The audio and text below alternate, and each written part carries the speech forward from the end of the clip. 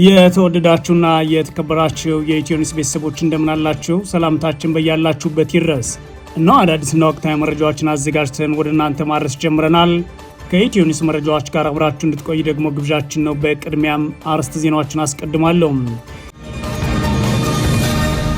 የብልጽግና አገዛዝ በአማራ ክልል ከ30 ሺህ በላይ ሚኒሻና ፖሊስ ወደ መከላከያ ሊያስገባ መሆኑ ተሰማም። በክልሉ የተለያዩ አካባቢዎች በአገዛዝ ጦርና ፋኖ ኃይሎች መካከል የሚደረገው ውጊያ ዛሬም የቀጠለ ሲሆን በሸዋ ጎጃምና ወሎ አየር ወለድ ኮማንዶዎች ጨምሮ የአገዛዝ ወታደሮች መገደላቸውን የመረጃ ምንጮች ተናግረዋል። ብርሃኑ ጁላ በበኩላቸው የጦር መኮንኖቹን የባህር በር ለማግኘት የምናደርገው ጉዞ ፈታኝ መስመሮችን ማለፍ የሚጠይቅ በመሆኑ ጠንካራ ዝግጅት አድርጉ ሲሉ ተናግረዋል። በዝርዝር የምትሰሙት ቀዳሚ ጉዳይ ነው። በትግራይ ክልል መቀለ ከተማ ውስጥ የግዳጅ አፈሳ መጀመሩን የዓይን እማኞች ተናግረዋል። በትግራይ ክልል ዋና ከተማ መቀለ ከጸጥታ ኃይሎቹ የወጣቶችን አፈሳ ማካሄድ መጀመራቸውን ነዋሪዎች የተናገሩ ሲሆን ይህም ከፍተኛ ቅሬታና ግርግር ፈጥሯል ተብሏል። በዝርዝር የምትሰሙት ሌላኛው ጉዳይ ነው። ለቀናት የሚዘልቀው የኢራን የቀድሞው ጠቅላይ መሪ የቀብር ስነ ስርዓት መካሄድ ተጀምሯል። በዚህም የተለያዩ ሀገራት ተወካዮችና እንግዶች ተገኝተዋል። ከ640 ሺህ በላይ ሊባኖሳውያን ስደተኞች ደግሞ ወደ ቤታቸው መለሳቸው ተሰምቷል። በዝርዝር እንመለከታለን።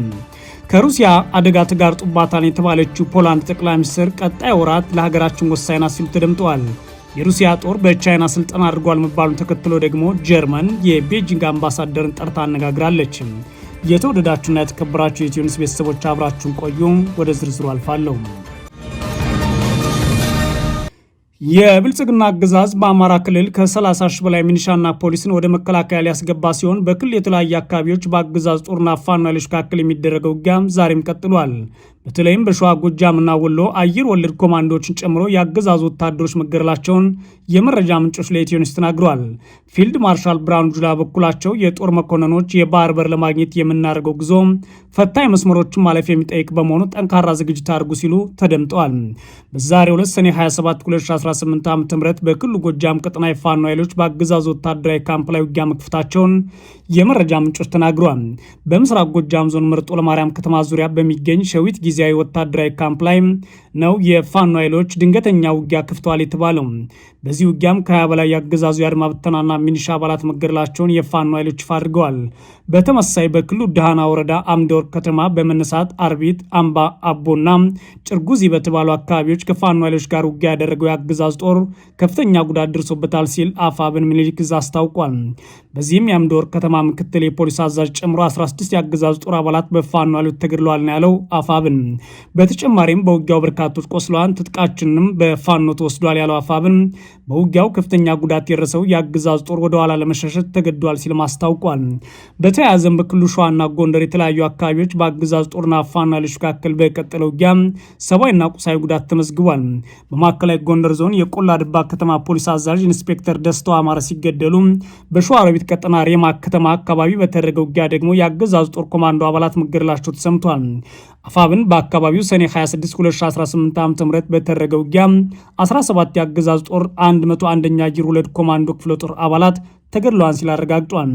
በሌላ በኩል የብልጽግና አገዛዝ በክልሉ የከፈተውን ጦርነት ለማስቀጠል በየጊዜው ካሰለጠናቸው የአድማ ብተና ፖሊስና ሚኒሻዎች መካከል በመመልመል በቅርብ ወደ መከላከያ ለማስገባት ስራ ላይ ነው ሲሉ የመረጃ ምንጮች ለኢትዮ ኒውስ ተናግረዋል። የአገዛዙ መከላከያ ከፋኖ ኃይሎች ጋር በሚያደርገው ውጊያ ከፍተኛ ቁጥር ያላቸው ወታደሮችን አጥተዋል ያሉት የመረጃ ምንጮች ይህም ቁጥር በክልሉ ኮታ ልክ ከፖሊስና ሚኒሻ የተውጣጣ ከ30 ሺህ በላይ ኃይል ወደ መከላከያ እንዲገባ ለአጭር ስልጠና ምልመላ ተከናውኗል ነው ያሉት።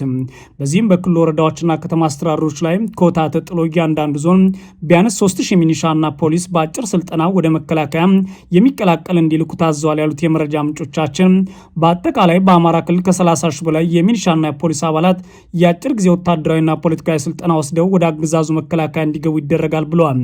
ይህ በእንዲህ እንዳለም የአገዛዙ ጦር ኤታማዦር ሹም ብርሃኑ ጁላ የባህር በር ለማግኘት ለሚደረገው ጉዞ የጦር መኮንኖች ከፍተኛ ዝግጅት ልታደርጉ ይገባል ሲሉ ተናግረዋል።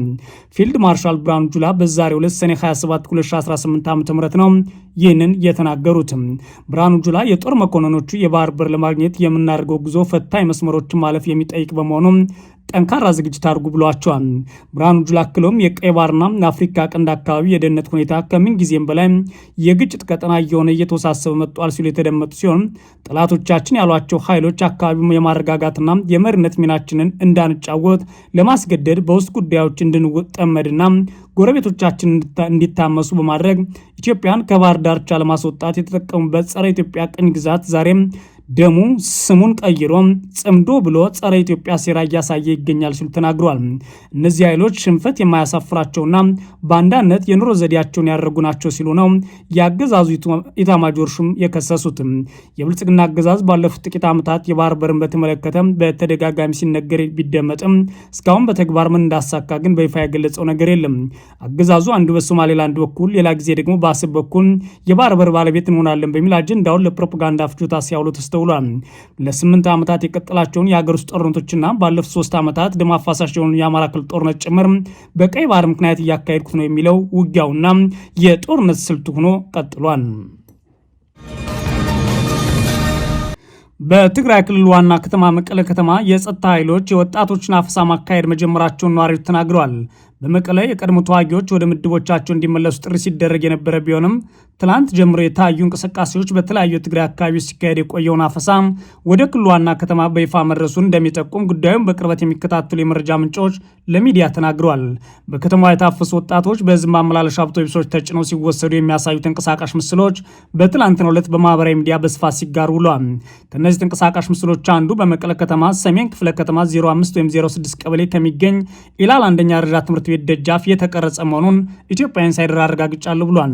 ይህ ቪዲዮ ከትምህርት ቤቱ ደጃፍ የቆመና ነጭ እንዲሁም አረንጓዴ ቀለም ያለው የህዝብ ማመላለሻ አውቶቡስ እንዲሁም የጦር መሳሪያ ያነገቡ ሰዎችና የተወሰኑ ወጣቶች ገባ ሲሉ ይታያል። ከአውቶቡሱ ጀርባ ተሰብስበው ሲመለከቱ የነበሩ ሰዎች ጩኸትና ለቅሶም በተንቀሳቃሽ ምስሉ የሚደመጡ ሆኗል። ይህን ጨምሮ በትምህርት ቤቱ አካባቢ ያለውን ሁኔታ የሚያሳዩ ተንቀሳቃሽ ምስሎች የተቀረጹት አረብ ሰኔ 26 2018 ጠዋት እንደሆነ በቦታው የነበሩ አንድ የዓይን እማኝ ለኢትዮጵያ ኢንሳይደር አረጋግጧል። በመቀለ ከተማ 05 የሚባለው ቀበሌ አካባቢ ነዋሪ የሆኑት የዓይን እማኝ ትላንት ጠዋት 1 ሰዓት አካባቢ ከቤታቸው የወጡት ልጄ የሚሉ የጩኸት ድምፅ ሰምተው እንደነበረ ተናግረዋል። ጠዋት 1 ሰዓት ላይ ጩኸት ሰማን እንዳለ ከቤት ሮጠን ወጣ፣ የህዝብ ባስ ሞልተው ሲሄዱ ነው ያየናቸው የሚሉት እኚሁ የመቀለ ከተማ ነዋሪ የአካባቢው ህዝብ እንዳለ ውጭ ቆሞ ሲጠባበቅ እንደነበረ አስረድተዋል። የአካባቢው ነዋሪዎች 2 ሰዓት መጠበቃቸውን የገለጹት የዓይን እማኙም የህዝብ ማመላለሻ አውቶቡስ ከወጣ በኋላ ወጣቶችን ጭነው ሲሄዱ ቆመን ተመልክተናል ብለዋል። ወጣቶቹ በሃያዎቹ የእድሜ ክልል ውስጥ የሚገኙ እንደሆነ የሚገመቱት የመቀለ ከተማ ነዋሪዎች ወደ መኪናው ከሚጭኗቸው ሰዎች መካከል የፖሊስ ዩኒፎርም የለበሱ ሰዎች እንደነበሩ የዓይን እማኞችን ምስክርነታቸውን ሰጥተዋል። ወጣቶች ሲታፈሱ እንዳላዩ የገለጹት የዓይን እማኝ ሆኖም የአካባቢው ነዋሪዎች የታፈሱት በሌሊት በተደረገ የፓትሮል ቅኝት ነው ብለዋል። አውቶቡሶቹ ወጣቶችን ይዘው መንቀሳቀስ ሲጀምሩ የአካባቢው ሰዎች ድንጋይ ጭምር መወርወር ለማስቆም መሞከራቸውና የፊት መስታወቱን እንደሰበሩት ማየታቸውንም ነዋሪዎች ገልጸዋል። ጉዳዩም በህዝቡና መንግስት መካከል ያለውን ችግር የሚያሳይ ሆኗል ያሉት ነዋሪዎቹም ከቅርብ ጊዜያት ወዲህ በኃይል መንግስት ወጣቶችን ማፈስ መጀመሩ ከፍተኛ መነጋገሪያ ሆኖ ቀጥሏል። ጉዳዩን በቅርብ የሚከታተሉ ሌላ የመረጃ ምንጭ አውቶቡሱ ወደ ኢላል አንደኛ ደረጃ ትምህርት ቤት ያቀና ወጣቶች ወደ ወታደራዊ ማሰልጠኛ ለማጓጓዝ ነው ሲሉ አስረድተዋል። ወጣቶቹ ከተለያዩ የመቀለ ከተማ አካባቢዎች ታፈሱ እንደሆኑ እንዲሁ በመቀለ የሚገኙ የመረጃ ምንጮች ጨምሮ አስረድተዋል። ኢትዮጵያ ኢንሳይደር ያነጋገራት ሌላ የመቀለ ከተማ ነዋሪ 18 ዓመት ወንድሟ ባለፈው ሰኞ ሃይማኖታዊ ትምህርት በሚከታተልበት መስጊድ ታፍሶ ወደ ወታደራዊ ማሰልጠኛ ተወስዷን ትላለች። ይህን ተከትሎ ከመቀለ ከተማ 30 ኪሎ ሜትር ርቀት ላይ ወደሚገኝ ደንገላት የተባለ ቦታ ሐሙስ ዕለት ያቀናችው ነዋሪዋ በስፍራው ከደረሰች በኋላ ከርቀት ወንድሟን አይቻለሁ ብላለች። ወንድሟ ጸጉሩን መላጨቱን እንደተመለከተች የጠቀሰችው የመቀለ ከተማ ነዋሪ ሆኖም ልታነጋግረው አልተፈቀደላትም። የማሰልጠኛው ጠባቂዎች በዛ የሚገኙ ሌሎች ወጣቶች ጠያቂ የለንም ብሎ ያስባሉ በሚል ምክንያት ወንድሟን ቀርባ እንዳታዋራ እንደከለከሏትም ተናግሯል። ኢትዮጵያ ኢንሳይደር ያነጋገራቸው አራተኛው የመቀለ ከተማ ነዋሪ በወጣቶች ላይ የተካሄደውን አፈሳ በመፍራት ባለቤታቸውን መደበቃቸውን ገልጸዋል። በ2013 ጦርነት የተሳተፉ ባለቤታቸው ተፈልገው ባለመገኘታቸው ከአንድ ሳምንት በፊት በቀበሌ አስተዳደር ተጠርተው የት እንዳሉ መጠየቃቸውንና ባለቤታቸው ወደ አዲስ አበባ መሄዳቸውን የተናገሩት ነዋሪዋ ቀበሌው አስተዳደር ኃላፊዎች ካሉበት እንዲያመጧቸው ትእዛዝ ሰጡኝ ይላሉ። የቀበሌው ኃላፊዎች ባለቤታቸው ቀድሞ ወደነበረበት ወታደራዊ ሀድ መመለስና የወታደራዊ ስልጠና መውሰድ እንዳለበት ነግረውኛል ብለዋል። አይናችንን አናነሳም እንከታተላቸዋለን በማለት አስፈራርተውኛል ስትልም ትናገራለች። አሁን ያለው ሁኔታ ብሶ ሰዎች መካከል የነበረው መተማመን እየሸረሸረ ነው የሚሉት ነዋሪዎቹም የሚወስድሽ ጎረቤትሽ የሚያሳፍስሽ ዘመድሽ ነው ሲሉ ሁኔታው አሳሳቢ ነው ብለዋል። በትግራይ ክልል ወታደራዊ ግዳጅ የሚፈለጉ ወጣቶች አፍሳ መካሄድ የጀመረው ካለፈው መጋቢት መጨረሻ ጀምሮ እንደሆነ ሀገር በቀልና ዓለም አቀፍ የሰብአዊ ተሟጋች ድርጅቶች ባወጧቸው ሪፖርቶች አረጋግጠዋል። የግዳጅ ወታደራዊ መልመላው ከሚደረግባቸው የትግራይ ክልል አካባቢዎች መካከል አዴግራት፣ አዲጉደም፣ ዛላምበሳ ከተሞች እንደሚገኙበት ባለፈው ወር የወጡ መረጃዎች ያሳዩ ነበር። በክልሉ የግዳጅ ወታደራዊ መልመላ እየተካሄደ መሆኑን ሂውማን ራይትሶችና የአውሮፓ ህብረት ባለፉት ሳምንታት ባወጧቸው መግለጫዎችም ተችተዋል። ለትችቶቹ ምላሽ ሰጠው ህዝባዊ ወያኔ ሓርነት ትግራይ ህወሓትና የፓርቲው ሹማምንት ግን ወረራን ለመከላከል መዘጋጀት አለብን አልን እንጂ አፈሳ አላካሄድንም ሲሉ አስተባብሎ ነበር። በትላንትናው ዕለት በመቀለ ከተማ የሆነው ግን የብዙዎቹ መነጋገሪያ ሆኗል። ለቀናት የሚዘልቀው የኢራን የቀድሞ ጠቅላይ መሪ የቀብር ስነስርዓት ተጀምሯል። በሌላ በኩል ከ640 ሺህ በላይ ሊባኖሳውያን ስደተኞች ወደ ቤታቸው ተመልሰዋል። የኢራን የቀድሞ ጠቅላይ መሪ አያቶላህ አሊ ካሚኒ የቀብር ስነስርዓታቸውና ህዝባዊ ሐዘን ተጀምሯል። ከ4 ወራት በፊት አሜሪካና እስራኤል በኢራን ጥቃት መሰንዘር ሲጀምሩ ነበር ካሚኒ የተገደሉትም። ቀብራቸው የሚፈጽመው በትውልድ ከተማቸው ማሻሃድ የፊታችን ሐሙስ ሲሆን እስከዛው አስክሬናቸው በቴህራን በሚገኘው ግራንድ ሞላሳ መስጊድ ይቆያል ተብሏል። የኢራን ባለስልጣናት የዘመኑ የቀብር ስነስርዓት ሲሉ ክንውኑን የገለጹ ሲሆን ከ12 እስከ 20 ሚሊዮን የሚሆኑ ሰዎችም ይገኛሉ ተብሏል። ኢራንና አሜሪካ የመግባቢያ ሰነድ ከተፈራረሙ በኋላ ለተወሰኑ ቀናት የተኩስ ልውጦች ቢደረጉም ወደ ድርድር ለመመለስ ተስማምተዋል። ትናንት አርብ የካሚኒ የሬሳ ሳጥን በኢራን ሰንደቅ ዓላማ ተሸፍኖ መስጂድ ውስጥ ታይቷል። በስፍራው ከተገኙት መካከል የኢራን ፕሬዝዳንት ማሱድ ፔዜሽኪያን ይገኙበታል። አሜሪካና ኢራን ያደራደረችው የፓኪስታን ጠቅላይ ሚኒስትር ሻቤዝ ሻሪፍ፣ የቀድሞ የሩሲያ ፕሬዝዳንት ዲሚትሪ ሜድቬዴቭ እና የአፍጋኒስታኑ ታሊባን የውጭ ጉዳይ ሚኒስትር አሚር ካሃን ሙታቂም ተገኝተዋል። ይህ በእንዲህ እንዳለ ቀብራቸው የሚፈጸምበት ጊዜም እስራኤል የከፈተችው ተኩስ እየቀነሰ መምጣቱ ሊባኖሳውያን ወደ ቤታቸው እየተመለሱ ነው። ግጭቶች መርገባቸውን ተከትሎ ከ640 ሺህ በላይ ሊባኖሳውያን ስደተኞች ወደ ቤታቸው መለሳቸውን ዓለም አቀፍ የስደተኞች ተቋም ይፋ አድርጓል። የመካከለኛው ምስራቅ ጦርነትን ለማስቆም ስምምነቶች መፈረማቸውና ግጭቶች መቆማቸው ስደተኞች መመለስ መጀመራቸው በበጎ ታይቷል። ተቋሙ እንዳለው አሁንም ድረስ ወደ 500 ሺህ የሚሆኑ ተፈናቃዮች ወደ ቀያቸው መመለስ አልቻሉም። አይኦኤም አሃዙን ይፋ ያደረገው ከሊባኖስ ባለስልጣናት ጋር በመሆን ከአውሮፓውያኑ ሰኔ 22 ጀምሮ መዝግብ ያሰባሰቡት ነው ብሏል። በኢራን የሚደገፈው ሂዝቦላ በእስራኤል ጥቃት ማድረሱ ተከትሎ ሊባኖስ ወደ ቀጠናው ጦርነት ገብታ ነበር። በዚህም እስራኤል በአየር ጥቃትና በደቡብ ሊባኖስ እግረኛ ጦር በማሰማራት የአጸፋ ምላሽ መስጠቷ ይታወቃል። አሁንም የተወሰኑ የደቡብ ሊባኖስ አካባቢዎች በእስራኤል ጦር ይዞታ ስር ይገኛሉ ሲል ቢቢሲ ዘግቧል። ከሩሲያ አደጋ የተጋረጠባት ፖላንድ ጠቅላይ ሚኒስትር ቀጣይ ወራት ለሀገራቸው ወሳኝ ነው ሲሉ ተናገሩ። በሌላ በኩል የሩሲያ ጦር በቻይና ስልጠና አድርጓል መባሉን ተከትሎ ጀርመን የቤጂንግ አምባሳደርን ጠርታ አነጋግራለች። ከሩሲያ አደጋ የተጋረጠባት ፖላንድ ለተለያዩ ሁኔታዎች ራሷን እያዘጋጀች እንደምትገኝ ጠቅላይ ሚኒስትር ዶናልድ ተስክ ተናግረዋል። ሞስኮ ወታደራዊ ትንኮሳ ልትፈጽም ትችላለች የሚሉት ሪፖርቶችን በተመለከተ ቀጣዮቹ ወራት ወሳኝ ናቸው ይላሉ። የአሜሪካ የደህንነት መረጃዎችን መጥቀስ የወጡ ሪፖርቶች እንደሚያሳዩት የሰሜን አትላንቲክ የጦር ቃል ኪዳን ድርጅት ኔቶ አቅምን ለመፈተሽ ሩሲያ ፖላንድ ላይ ጥቃት ልትሰነዝር ችላለች። ማንንም ማስፈራራት አልፈልግም፣ የጦርነቱ ሁኔታ እየተለወጠ ከመሆኑ አንጻር ግን ቀጣዮቹ ወራት በጣም ወሳኝ ናቸው፣ በባልቲክ ሀገሮች ስጋቱ አንዣቧል ብለዋል ጠቅላይ ሚኒስትሩ።